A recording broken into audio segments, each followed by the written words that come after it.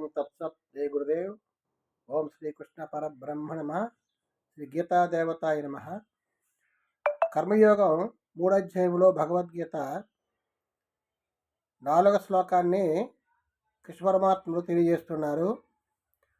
న కర్మణామనారంభాత్ నైష్కర్మ్యం పురుషోష్ణుతే నచ సంన్యసనాదేవ సిద్ధిం సమధిగచ్చతి.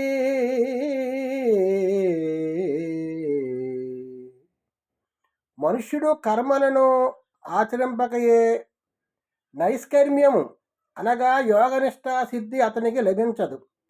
అట్లే కేవలము కర్మలను త్యజించినంత మాత్రమున సిద్ధిని అనగా సాంఖ్యనిష్టను అతడు పొందజాలడు.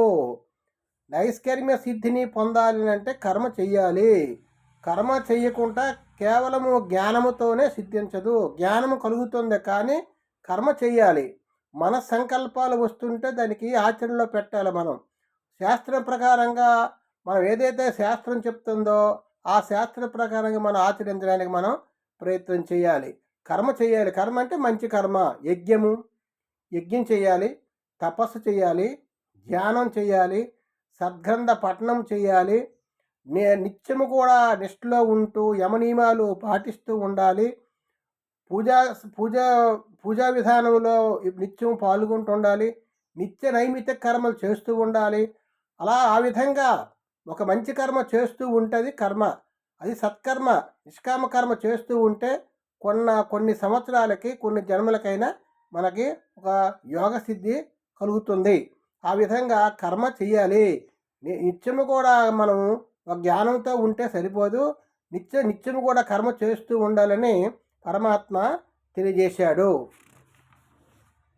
నహి కశ్చిత్ క్షణమపి జాతు దిష్టచ కర్మ కృతు కార్యతే అవసః కర్మ సర్వః ప్రకృతిజై గుణః.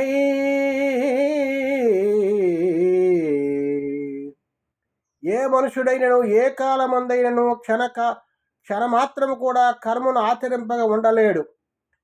ఇందు ఎట్టి సందేహమునకును తావులేదు. ఏలనగా మనుషులందరూ ప్రకృతిజన్యములైన గుణములకు లోబడి కర్మను చేయుటకు బాధ్యులగుదురు. ప్రతి వ్యక్తియు కర్మను ఆచరింపవలసి ఉండను. ప్రతి ఒక్కరు కూడా తప్పనిసరిగా కర్మ చేస్తూనే ఉంటారు. కర్మ చేయకూడదని మనం ఊరకన ఉన్నా సరే ప్రకృతి వలన కలిగినటువంటి సంస్కారము, ప్రకృతి ఉన్నటువంటి గుణేషు వర్తంత ఇతమత్వాన్ని సజ్జతే. ఆ గుణాలే ఆయన్ని ఆడిస్తూ ఉంటాయి. ఆ ఆత్మ స్వరూపమైనటువంటి నేను ఆత్మ అకర్త, కర్త కాదు. కర్త ఏమిటంటే గుణాలే కర్త, సంస్కారాలు కర్త. ఊరకనే ఉండనే సరే ఎవరో కూడా కర్మ చేయకుండా ఉండలేరు. కర్మ ఫలితాన్ని అనుభవిస్తూనే ఉండాలి. గుణాలను బట్టి వారు కర్మ చేస్తూనే ఉంటారు.